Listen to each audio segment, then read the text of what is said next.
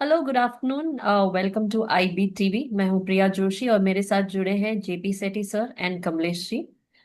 कमलेश जी हमारे नमस्ते कमलेश जी। नमस्ते। कमलेश जी हमारे रेगुलर गेस्ट हैं। ये एक बैंकर रह चुके हैं, एक्स बैंकर, कस्टोडियन, और इनको 30 साल का एक्सपीरियंस है MNC बैंक में। तो बात करते हैं उनके साथ, लेकिन पहले बाजार देख लेते हैं। आज बाजार अब तक जो है वो ऊपर नजर आ रहा है। सेंसेक्स 130 पॉइंट्स ऊपर है एट 81,777, और निफ्टी 38 पॉइंट्स ऊपर है 25,019। At this hour midday है, नून है। Active stocks at this hour are Eternal, HCL tech, Bharti Airtel, Infosys and Reliance. Top five gainers for today: Infosys, Eternal, HUL, TCS, and Tech Mahindra. Top five losers: Shriram Finance, Bajaj Finance, Bharat Elect, Tata Motors, and Bajaj Finserv. अब तो कमलेश जी, बाजार जो है आज लगातार तीसरा दिन है ग्रीन में नजर आ रहा है। What are your comments on the market for today? Priya ji, सबसे पहले अपने सारे दर्शकों को भी नमस्कार। नमस्ते। और मार्केट का जो आप पिछले 2-3 दिन से हम देख रहे हैं ना, लेकिन जिस प्रकार से पूरे विश्व में एक अनसर्टनिटी चल रही है, स्पेशली टैरिफ वॉर के बाद, तो मार्केट में वैसा कोई बड़ी मूवमेंट वाली घटना नहीं है ये। जी। और ये एक नॉर्मल प्रोसेस है, प्रक्रिया है कि जो रेगुलर प्लेयर्स रहते हैं वो इस समय मार्केट में एक्टिव होते हैं। हम्म। बाकी जो नॉर्मल इन्वेस्टर्स होते हैं वो ऐसे समय में मार्केट में ज्यादा एक्टिव नहीं होते हैं। तो hmm. More or less you will see the active player institutions, वो सब they are the main player in this. और इस ये जो दौर से हम गुजर रहे हैं ना, ये दौर में क्या होगा कि हमको कभी दिन में 200-500 पॉइंट की बढ़त दिखती है, हम्म। किसी दिन 200-500 पॉइंट हम मार्केट नीचे दिखता है। तो hmm. It's nothing but I would say the one is the consolidation हो रहा है, या हम्म। कोई जगह पे शॉर्ट कवरिंग हो रहा है। तो हम्म। इस प्रकार की सिचुएशन के कारण मार्केट में ऑन एन एवरेज जो आज हमारा बेंचमार्क सेंसेक्स लेते हैं, हम्म। हम 80,000 के ऊपर हम गिनते हैं। तो जी। मैं ये कह सकता हूँ कि ड्यूरिंग द डे सेंसेक्स का 0.5% से लेके 1% के बीच में जो मूवमेंट होती है ना, तो हम्म। मार्केट की एक नॉर्मल मूवमेंट है। हम्म। इन्वेस्टर्सों को तो बस अभी फिलहाल मैं कहूँगा वेट एंड वॉच पे ही रहना चाहिए। हम्म। और जब जब मार्केट में कभी करेक्शन आ गया, नीचे आ गया, कोई अच्छी स्ट्रिप 10-15% नीचे मिल रही है, तो उनके लिए एक अच्छा अवसर होता है बाइंग का। जी। सर, हम लगातार कई दिनों से टैरिफ के बारे में बात कर रहे हैं और that is the hot topic since many many month. तो जी। ये जो करंट सिचुएशन है, जो ग्लोबल क्राइसिस हम कह रहे हैं, तो इसमें what opportunities do you see for our country? आप भारत के लिए इसमें क्या अच्छा उभर कर आ सकता है? प्रिया जी, बिल्कुल सही कहा आपने। करीबन पिछले 4 महीने से तो हम देख रहे हैं हम्म। कि पूरे विश्व में जी। प्रेसिडेंट डोनाल्ड ट्रंप के सेकंड टर्म का चार्ज लेने के बाद हम्म। टैरिफ अलग अलग कंट्री के लिए अलग अलग रेट उन्होंने जो डिक्लेयर किए, हम्म। तो उससे दुनिया भर की अर्थव्यवस्था के ऊपर काफी इम्पैक्ट हुई है। हम्म। जैसे हमने देखा कुछ कंट्री के ऊपर 15% से लेकर हम्म। 50% तक का भी, इंक्लूडिंग अब इंडिया भी है, कि हम्म। भारत के ऊपर वो 50% टैरिफ की बात कर रहे हैं। ब्राजील के ऊपर ऑलरेडी 50% तो लग चुका है। तो ये स्थिति ऐसी निर्माण हुई है कि पूरी विश्व की अर्थव्यवस्था जो है, हर हम्म। एक कंट्री की इकोनॉमी है, उसके ऊपर उसकी इम्पैक्ट आई है, हमारे हम्म। ऊपर भी इम्पैक्ट है। जी। लेकिन जहाँ तक हमारे देश का सवाल है, मैं ऐसा सोचता हूँ कि it is more depending upon how your government, how your leadership tackles this kind of a crisis when country faces. Hmm. तो सौभाग्य से एक मैच्योर्ड लीडरशिप हमारे पास है। जी। 11 साल से देश का नेतृत्व कर रहे हैं प्रधानमंत्री मोदी जी। हम्म। और एक मैं ये कहूंगा कि एक स्टेबल गवर्नमेंट है। हम्म। दूसरा, पिछले 10-12 वर्षों से, 15 वर्षों से जो हम देख रहे हैं, हम्म। तो इकोनॉमी में कंटिन्यूअस निरंतर एक अपसाइड मूवमेंट है। तो भारत के लिए चैलेंजेस है, लेकिन मैंने देखा है कि हमारी कंट्री हर चुनौतियों को एक अवसर में परिवर्तित करती है। तो हम्म। ये फिलहाल जो एक चैलेंज अमेरिका ने हमारे सामने खड़ी कर दी है, एक अब मैं प्रॉब्लम शब्द यूज करना नहीं चाहूंगा, लेकिन टर्मिनोलॉजी को एक्सप्लेन करने के लिए जी। कि अगर कहीं से दुनिया में प्रॉब्लम आती भी है तो we as a country we know how to resolve this problem और hmm. How to come out of this problem. Hmm. और अगर कहीं भी कुछ इश्यूज एंड चैलेंजेस है तो उसमें से ये आपदा में से अपॉर्चुनिटी कैसे क्रिएट करनी, क्राइसिस में से अपॉर्चुनिटी कैसे क्रिएट करनी, उसमें भारत मुझे लगता है कि बहुत आगे है। और मैं भी यही सोचता हूँ कि ये जब तक टैरिफ का कोई एक निश्चित फिगर फिक्स नहीं होगा हम्म। तो ये मान के हम चले कि अभी 25% है, वो हमारे साथ रहेगा। लेकिन भारत के लिए कुछ नए अवसर भारत खोजेगी। और मैं ऐसा personally as a students of banking finance economics मैं हम्म। ये कह सकता हूँ कि जो हम सोचते हैं या बाकी दुनिया सोचती है उतनी बड़ी इम्पैक्ट भारत के अर्थव्यवस्था के ऊपर नहीं होगी। इम्पैक्ट होगी, मैं उस बात से कोई डिनाई नहीं कर रहा हूँ, इम्पैक्ट हम्म। है। लेकिन हम्म। वो इतनी सीवियर इम्पैक्ट नहीं होगी कि भारत के लिए कोई बहुत बड़ी मुश्किल खड़ी हो जाए। तो हम्म। हम इसके ऊपर भी आगे डिस्कशन करते रहे करेंगे। हम्म। लेकिन Bharat definitely will come out from this crisis. जी। एक मिनट कमलेश जी, मैं आपको जी बात करना चाहूँगा जी कि आपने बहुत अच्छा उदाहरण दिया है ये टॉपिक चुन के, कि भारत जो है ग्लोबल क्राइसिस को सॉल्व कर सकता है। जबकि ट्रम्प साहब ने ऐसा बोला था कि India is a dead economy, Russia is a dead जी इकोनॉमी। जी तो फिर उस इकोनॉमी से आप बात क्यों करना चाहते हैं? इसलिए आपने उनकी दुखती रग पर उंगली रखी है। और ये टॉपिक होना चाहिए था जिससे हम लगे कि हम पूरे विश्व की मदद कर सकते हैं। बस नहीं इतना मैं कहूँगा, आगे बात करते हैं, बताइए नहीं नहीं आप। सेठी जी, आपने बिल्कुल सही कहा कि इनफैक्ट और हमने इसका अनुभव कोविड काल में लिया है कि पूरी दुनिया भारत की और आशा की नजरों से देख रही थी, क्योंकि हमने ही है जो हमने एक साल के अंदर अपनी एक वैक्सीन डेवलप कर ली थी। दुनिया के अनेक देशों को हमने वैक्सीन सप्लाई भी की है। तो इसमें कोई दो राय नहीं कि पूरा विश्व भारत की ओर एक उम्मीद की नजर से, एक होप की नजर से देख रहा है। अब सेठी सर, ये जो है ना, ये जो क्राइसिस है, मैंने फिर पिछले एक अपने चीज़ और डिबेट। बताता हूँ, अभी जी रेटिंग एजेंसी ने, यूएसए की रेटिंग एजेंसी ने हमें अपग्रेड किया है। अभी जिस कंट्री का प्रेसिडेंट बोलता है कि हम डेड हैं, तो वही कंट्री की रेटिंग एजेंसी हमें अपग्रेड कर रही है। तो ये क्या देखिए बात हुई? हाँ, ये क्या इससे बात हुई, मैं उनका आपको ये बात मैं ड्रामा आपको था, ये एक मालूम चला। नहीं, ये मैं बताऊं ये बात क्या हुई कि कोई कंट्री का इकोनॉमिस्ट या फाइनेंशियल इंस्टीट्यूशंस जब कोई चीज की बात करता है ना, तो वो प्योरली इकोनॉमिक सिचुएशन के ऊपर बात करते हैं। और किसी कंट्री का राष्ट्राध्यक्ष, प्रेसिडेंट या प्राइम मिनिस्टर जब ये जब बात करता है ना, तो वो मोर पॉलिटिकल होता है, उसका इकोनॉमिक बैकग्राउंड नहीं होता है। तो उसके लिए ये जो स्थिति अब बनी है हमारे साथ में भी, मैं इसको सेठी सर एक बात लास्ट टाइम भी मैंने ये उल्लेख किया था, और ये तो बिल्कुल अब स्पष्ट रूप से खुलकर सामने आ गया है कि इस बार जो टैरिफ लगी है वो टैरिफ के लिए ट्रेड बेसिस से ज्यादा पॉलिटिकल डिसीजन ज्यादा है प्रेसिडेंट ट्रम्प के।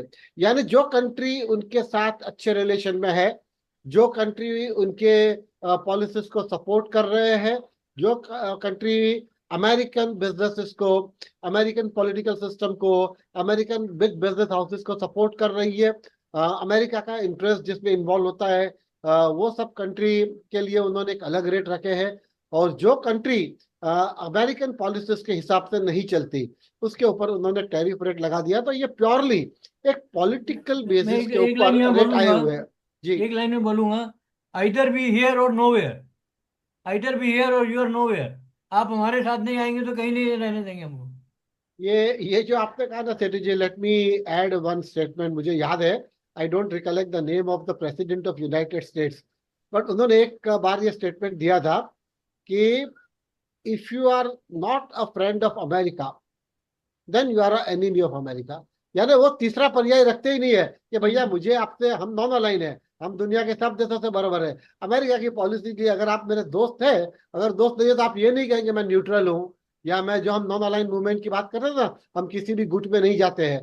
तो ये उन लोग की मानसिकता है, दैट इज फाइन। लेकिन मैं ऐसा सोच रहा हूँ कि अब तक जिस तरह से भारत सरकार ने जो स्टैंड लिया है बिल्कुल कंसिस्टेंट है, और वो बिल्कुल सही स्टैंड है। और भारत को भी as a sovereign independent country अपने देश के आर्थिक हितों का ध्यान रखना, अपने देश के करोड़ों लोगों के हितों का, रोजी रोटी का ध्यान रखना, ये उनका सबसे पहला कर्तव्य है, सबसे पहली जिम्मेदारी है, और वो सरकार कर रही है। इसलिए मैं ये कहूंगा कि बिल्कुल सही दिशा में हम जा रहे हैं, एक बात। और दूसरी बात कि जो मैंने कहा ना कि प्रेसिडेंट ट्रम्प ने ये 4 महीने में कितनी बार प्रेसिडेंशियल ऑर्डर साइन किया है। कुछ कंट्री के लिए लागू करते हैं, फिर कुछ होल्ड पे रख देते हैं, फिर वापस उसको एक्सटेंशन देते हैं। हम, प्रिया जी ने भी मुझे एक बार पूछा था कि ये जो हमारे 25% जो लगा हुआ है रेट, तो आपको लगता है कि ये रहेगा? मैंने कहा ना, प्रेसिडेंट ट्रम्प के साथ कोई भी चीज कंसिस्टेंट हो ऐसा मुझे नहीं लगता। आने जी। वाले 4 साल जो है ना, वो काफी अस्थिरता के, अनसर्टेनिटी के दौर से हमें गुजरना होगा, पूरे विश्व को गुजरना होगा। जी। लेकिन ये भारत के लिए मैं, जैसे हमने आज ये टॉपिक चुना है, हमारे देश के जो, मैं पहले कुछ अपनी साइड, जो नेगेटिव साइड बात कर लूं कि क्या हम्म। क्या हमको इम्पैक्ट हो सकती है, कैसे हो सकती है, और then will come on the positive side कि how to mitigate those kind of challenges and the risk. Hmm. Number one, मुझे जो, मैंने जो अभी तक स्टडी किया है ना, मैंने देखा कि 2 इंडस्ट्रीज के ऊपर आई एम सॉरी, सबसे ज्यादा इम्पैक्ट है। एक जो है वो टेक्सटाइल है, हम्म। और दूसरा है जेम्स एंड ज्वेलरी है। क्या होता है कि यूनाइटेड स्टेट्स में बड़ी मात्रा में टेक्सटाइल्स जाते हैं, और डायमंड्स के साथ साथ डायमंड की ज्वेलरी भी। तो उसमें कैसा होता है कि इंडिया का डायमंड हब एक मुंबई और एक सूरत है। हजारों छोटे मोटे कारखाने, फैक्ट्रीज है जहाँ ये डायमंड पॉलिश होती है, ऑर्नामेंट बनते हैं। तो उन लोगों को अब फिलहाल ऐसे भी वो रिसेशंस की वजह से थोड़े तकलीफ में थे। इनके इनके एम्प्लॉयमेंट के ऊपर, बिजनेस के ऊपर कुछ इम्पैक्ट आएगी। और आई एम सॉरी। और दूसरा कि ये चैलेंजेस जो है, तो उसको हम कहीं और से कैसे कवर करेंगे, इसके ऊपर सोचना है। टेक्सटाइल के अंदर भी भारत के बड़ी मात्रा में रेडीमेड गारमेंट्स जो है वो यूएस जाते हैं। और हमारे ऊपर जो टैरिफ लगा है, वही टैरिफ चाइना पर नहीं है। तो क्या हम्म। होगा कि चाइना के प्रोडक्टों को शायद बड़ी मार्केट यूएस में मिले। तो ये 2 बड़े इम्पैक्ट है हमारे इकोनॉमी के ऊपर। नंबर्स तो तो जब 1 साल के बाद उसका हमारे पास एक आएंगे। उसका एक सोल्यूशन मैंने सोचा है कि बिल्डिंग वहां से हो जाएगी। भारत को भेजने तो श्रीलंका से भेज देगा। नहीं, ये भी रास्ता है, मैं जानता हूँ। लेकिन अब फिलहाल है ना, हम तो बायलेटरल लेवल के ऊपर बात करेंगे कि यूएस और भारत के साथ किस प्रकार से दोनों कंट्री के बीच में ये जो ट्रेड वॉर है, तो क्या क्या इम्पैक्ट हमारा देश में होगी। हम यूएस की भी आज बात नहीं करेंगे, क्योंकि हमारा आज का फोकस हमारे कंट्री पे ही है। जी। अब ये जो दो दो प्रोडक्ट मैंने कहा, अभी हमारी स्ट्रेंथ क्या है ये मैं बताऊं। India is a self reliant country as far as the food grain is concern.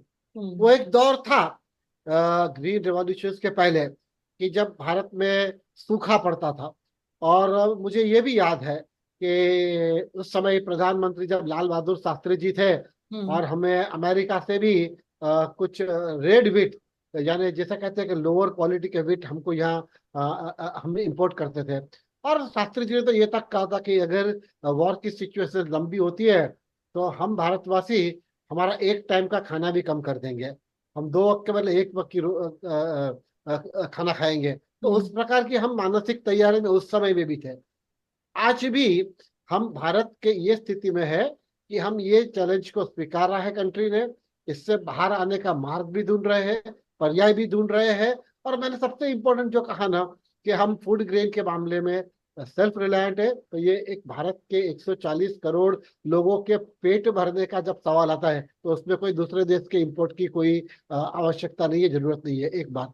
दूसरी बात, पिछले कई वर्षों में मैं स्पेसिफिकली 15-20 साल का एरिया को ही देखता हूँ। I don't want to go long back 75 years. Hmm. लेकिन पिछले 10-15 साल में, विद द, या आप ये कह लें 25 साल कह दीजिए, क्योंकि 2000 के बाद information technology has played very important role in the hmm. economy of all country, because information technology touches to each and every industry। हम्म। दुनिया की कोई इंडस्ट्री ऐसी बाकात नहीं है जहां आईटी का यूज ना हो। तो हम्म। वो क्षेत्र में भी हम काफी आगे हैं। अमेरिका में भी हमने देखा है, दुनिया के अनेक देशों में, सिंगापुर में देखा है, दुबई में देखा है कि भारत के आईटी प्रोफेशनल बड़ी संख्या में, यानी हजारों लाखों की संख्या में यूएस में, ये सिंगापुर में, गल्फ में काम कर रहे हैं। तो हम टेक्नोलॉजी में भी साउंड है। नंबर 3, हमारा अपना जीडीपी इतनी बड़ी क्राइसिस पूरे विश्व के सामने आने के बाद भी, जबकि दुनिया के कई डेवलप कंट्री की भी economy is growing between 2.5% to 3.5% के बीच में, जब आज ये क्राइसिस के बाद भी आईएमएफ से लेकर विश्व की अनेक बड़ी वित्तीय संस्थाओं का ये अनुमान है कि भारत इस बार भी उसका जीडीपी जो है वो समवेयर बिटवीन 6% ही होगा। यानी हम जो 6.2%, 6.3% के देख रहे थे, शायद 20-30 बेसिस पॉइंट्स और नीचे हो सकते हैं, लेकिन फिर भी आप कंपेयर कर लीजिए दुनिया के बाकी देशों के साथ हम कहाँ पे हैं। तो इकोनॉमिकली हम एक अच्छे फुटिंग पे है, अच्छे ग्राउंड के ऊपर है। और दूसरा, हमारे देश की सरकार ने, हमारे देश के बड़े इंडस्ट्रीजों ने, बड़े इंडस्ट्रीज के चैम्बर ऑफ कॉमर्स ने ऑलरेडी दुनिया के बाकी मार्केटों को भी एक्सप्लोर करना चालू कर दिया है। यानी भारत के कई प्रोडक्ट, कई अफ्रीकन कंट्रीज कहिए, बाकी एशियन कंट्रीज कहिए, गल्फ रीजन कहिए, लैटिन अमेरिकन कंट्रीज कहिए, दुनिया के अलग अलग देशों के साथ उन्होंने एक्सप्लोर करना चालू किया है। तो भारत को भी एक नई मार्केट की तलाश है, और मैं सोचता हूँ कि दुनिया के कोई कम्पिटिटिव देशों के सामने भारत ये सारे देशों के अंदर भी अपना एक्सपोर्ट बढ़ा सकता है। पिछले महीने का एक्सपोर्ट का डेटा मेरे पास एग्जैक्ट नंबर नहीं है, लेकिन वो डेटा सेटिस्फैक्टरी रहा है, थोड़ा इंप्रूवमेंट दिखा है। तो मैं ये सोचता हूँ कि भारत के लिए ये एक अवसर है। अभी ये जो हमने आज टॉपिक चुना ना, इंडिया जब क्राइसिस होती है, then only you start thinking out of the box. आपके ट्रेडिशनल सिस्टम से उससे आप बाहर निकलते हो, you explore another new way of thinking, new way of doing business, framing the new policies, coming out with using the modern technologies, uses best technology and the best efficient people। हमारे यहाँ भी efficient labor की कमी नहीं है, भरपूर labour है हमारे पास, स्किल्ड लेबर भी है, अनस्किल्ड लेबर भी है। And comparing with the many countries of the world, हमारे यहाँ लेबर जो है ना वो थोड़ा चीप भी है। तो प्रोडक्शन जब होगा तो वो इतना एक्सपेंसिव नहीं होगा। यानी मैं तो ये मानता हूं कि अगर ये क्राइसिस रही, और हम अगर मान लीजिए, मेरा मेरा खुद का ये मानना है कि भले ही 27 अगस्त से उन्होंने कहा है कि 25% और लगाएंगे रशिया के साथ ट्रेड करने के लिए, लेकिन मैं नहीं मानता कि ये लागू होगा। मेरा ऐसा मानना है वो 25% पे ही रहेगा। और जैसे हमने पिछले डिबेट में कहा था, प्राइम मिनिस्टर मोदी जी भी यूएस जाने वाले हैं यूएन काउंसिल की मीटिंग के लिए। अब तक तो कोई ऐसा शेड्यूल नहीं है, लेकिन संभावना है कि वो मीटिंग के दरमियान भी प्रेसिडेंट ट्रम्प से बात हो। और ये विषय के साथ प्रिया जी, अगर आप अनुमति दें ना, तो मुझे अभी एक डेटा और पहले शेयर करना है, उसके ऊपर आगे 5-10 मिनट बात करेंगे। जैसे ये कहा ना कि जैसे यूनाइटेड स्टेट्स की वजह से किन कंट्रियों ज्यादा इम्पैक्ट हुए, तो एक चाइना हुआ है, रशिया के साथ तो इश्यू चल ही रहा है। तो अब एक नया ट्रायंगल बन रहा है between India, Russia and China. तो मैं पहले आपके साथ है ना, अभी जो लेटेस्ट डेटा मेरे पास है वो शेयर कर लेता हूँ कि हमारा रशिया के साथ जो ट्रेड है, और ये डेटा है अप्रैल से लेकर जुलाई 2025 का। तो हमने एक्सपोर्ट किया है ये पीरियड में, अप्रैल से जुलाई में, अमाउंट इज $277.63 बिलियन है। और यही पीरियड में, दैट इज अप्रैल टू जुलाई 2025 में, हमारा इंपोर्ट हुआ है $308.91 बिलियन। तो कोई बहुत बड़ी ट्रेड डेफिसिट नहीं है, और रिपोर्ट भी ज्यादा इसके लिए है कि हम यूएस से ऑयल खरीदते हैं। तो अगर इन टर्म्स ऑफ परसेंटेज कहे तो ये डेटा जो है वो प्रीवियस डेटा से एक्सपोर्ट में 5.23% ग्रोथ दिखाता है, और इंपोर्ट में 4.25% ग्रोथ दिखाता है। तो रशिया के साथ साइजेबल ट्रेड हमारा है। नंबर 2, हम चाइना भी देख लेते हैं, ये जो ट्राइंगल में चाइना भी है। चाइना के साथ का डेटा मेरे पास जो है, the first quarter of the 2025, that is you can say April to June 2025, उसमें फिलहाल हमारा डेफिसिट चल रहा है $99 बिलियन का। यानी इसमें एक इंटरेस्टिंग चीज ये नोट कर दी है प्रिया मैडम, सेठी सर, कि चाइना के साथ हमारे पॉलिटिकल रिलेशन तनावपूर्ण रहे हैं, लेकिन चाइना के साथ जब हम ट्रेड करते हैं तो हम $100 बिलियन से डेफिसिट में चल रहे हैं। और अभी तो ये फर्स्ट क्वार्टर है, उसमें ही ये फिगर आया है। तो चाइना के साथ आप समझ सकते हो कि कितनी बड़ी मात्रा में हमारी जो इंपोर्ट की नीड होगी वो चाइना ही पूरा कर लेगा, नॉट नेसेसरी कि यूएस के ऊपर डिपेंड होना पड़ेगा। हाँ, एक है कि चाइना में हमारे लिए एक्सपोर्ट की अपॉर्चुनिटी बहुत कम है। इसके लिए मैंने कहा कि चाइना के बदले हमको बाकी यूरोपियन कंट्रीज, अफ्रीकन कंट्रीज और गल्फ कंट्रीज के अंदर अपनी मार्केट देखना चाहिए। और चाइना के साथ जो डेफिसिट है वो मैंने ये भी देखा कि कैसे, क्योंकि हम आत्मनिर्भर की बात करते हैं ना, तो कौन से सेक्टर है जिसमें हम आत्मनिर्भर होना बहुत जरूरी है। तो मैंने कुछ सेक्टर देखे, वो भी मैं आपको गिना देता हूँ। जी। एक जो पर्टिकुलरली है ना, इलेक्ट्रॉनिक्स है, इलेक्ट्रिकल बैटरीज है, सोलार सेल्स है, उसकी बड़ी मात्रा में इंडिया में इंपोर्ट हो रही है। तो इसकी वजह से हमारे चाइना के साथ जो ट्रेड के रिलेशन है वो शायद और बढ़ेंगे, हमारी इंपोर्ट की जरूरत तो पूरी कर लेंगे, एक्सपोर्ट जी। के लिए हम बाकी मार्केट को एक्सपोर्ट करेंगे। लेकिन भारत के लिए मैं ये सोच रहा हूँ एक सुनहरा अवसर है। जी सर, कुछ समय पहले ब्रिक्स की मीटिंग हुई थी, तो उसी वक्त और भी देश विजिट किए थे मोदी जी ने। तो उससे क्या आप अपॉर्चुनिटीज देख रहे हैं? वो छोटे छोटे देश थे, तो क्या आपको लगता है कि वहां से भी हमें और अपॉर्चुनिटीज मिल सकती हैं? We can start trading. Priya ji, मैंने मेरी जानकारी है वहां तक ब्रिक्स कंट्री जब से फॉर्म हुआ है ना, हम्म। तभी से इन कंट्री के बीच में तो ट्रेड चालू ही है। हम्म। और वो दोनों कंट्री के बीच में अनेक प्रकार की सुविधाएं भी है। हम्म। अब देखिए ना, ब्राजील ने भी कहा है ना, ब्राजील भी द पार्ट ऑफ ब्रिक्स है, उसके हम्म। ऊपर 50% टैरिफ है। जी। ब्राजील ने कहा है कि हम प्राइम मिनिस्टर मोदी जी से बात करेंगे and we would like to expand our hmm. Trade base with the India. तो वो तो होना बिल्कुल स्वाभाविक है। हम्म। प्रेसिडेंट ट्रम्प की नाराजगी के पीछे दो कारण जो है उसमें से ये है कि हम्म। भारत ब्रिक्स के रह के रशिया और चाइना के साथ ज्यादा उनकी फेवर जैसा हो रहा है, हम्म। और यूएस उसके लिए सफर कर रहा है। और हम्म। दूसरा जो ये इंपोर्ट ऑयल का है, तो उसमें तो अब मैंने एक अमेरिकन मीडिया ने और लीडर ने ही कहा है कि अमेरिका खुद भी hmm. Russian oil in a different form में खरीद रहा है, हम्म। यूरोप की कंट्री खरीद रहा है। तो then why this sanction only on India? तो एग्जैक्टली। विश्व के जियोपॉलिटिकल सिस्टम जो है ना, हम्म। उसमें भी भारत अभी एक प्रोमिनेंट रोल प्ले कर रहा है। हम्म। और इसके लिए क्या है कि ये जो ट्रेड ट्रायंगल बना है बिटवीन रशिया, चाइना और इंडिया, अगर ये लंबा चला तो यूएस के ऊपर इसकी इम्पैक्ट है, हम्म। होगी। और इसके लिए मैंने आपको ये कहा कि ये मेरा अनुमान है कि भारत के ऊपर वो अभी एडिशनल 25% जो बोल रहे हैं ना, वो हम्म। नहीं लगाएंगे।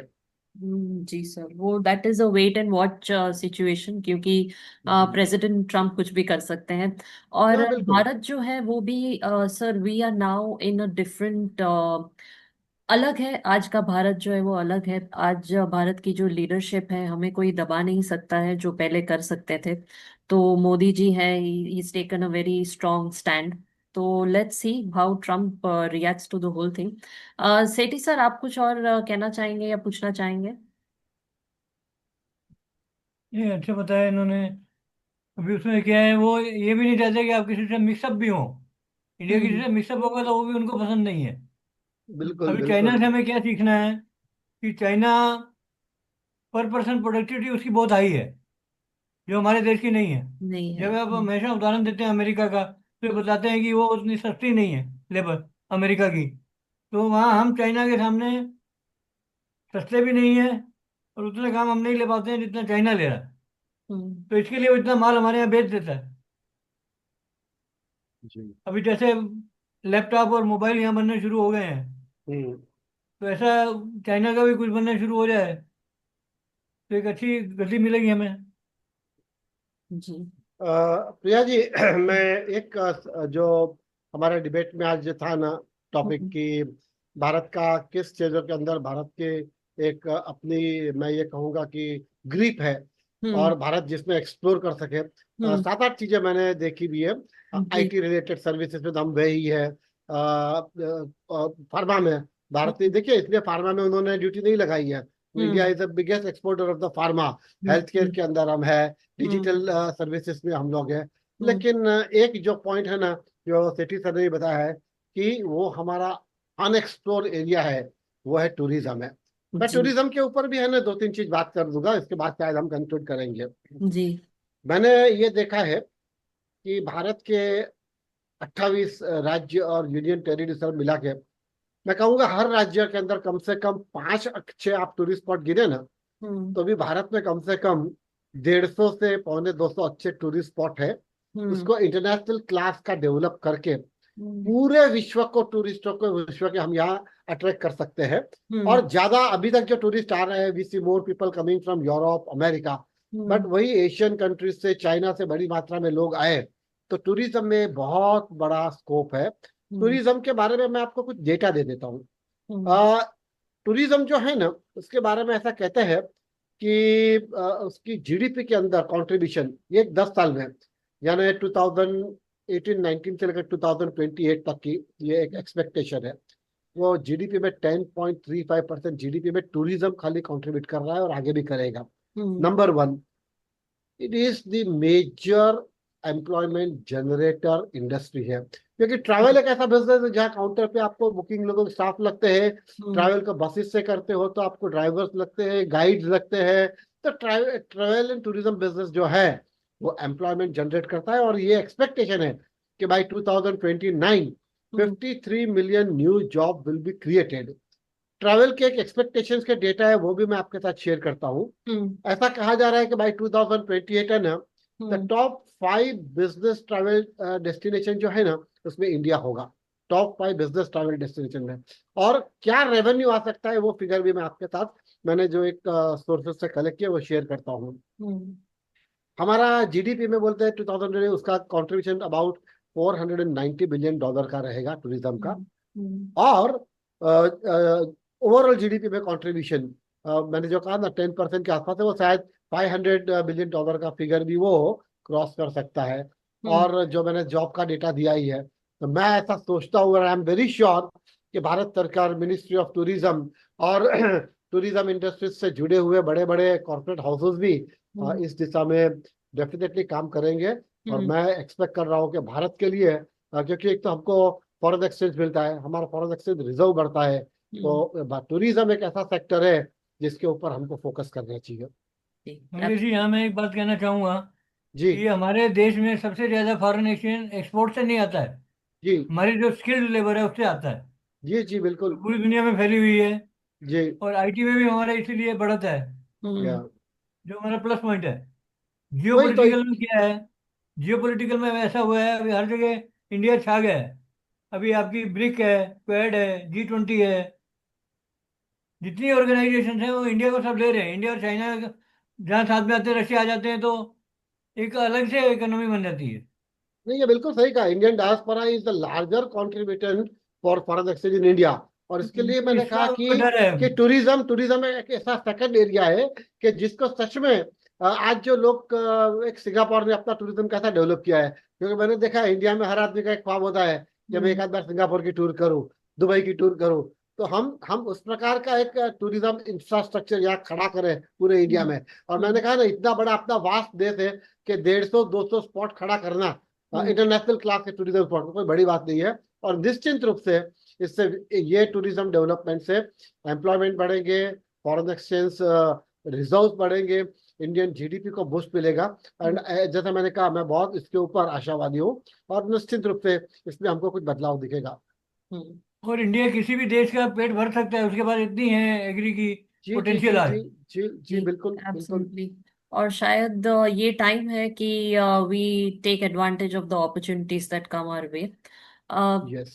सेठी sir, Kamlesh ji, thank you so much आज जुड़ने के लिए। आपसे फिर मिलेंगे और एक विषय पे चर्चा करेंगे। Thank you to both of you. नमस्ते सर, थैंक धन्यवाद। You very much. ठीक है। धन्यवाद।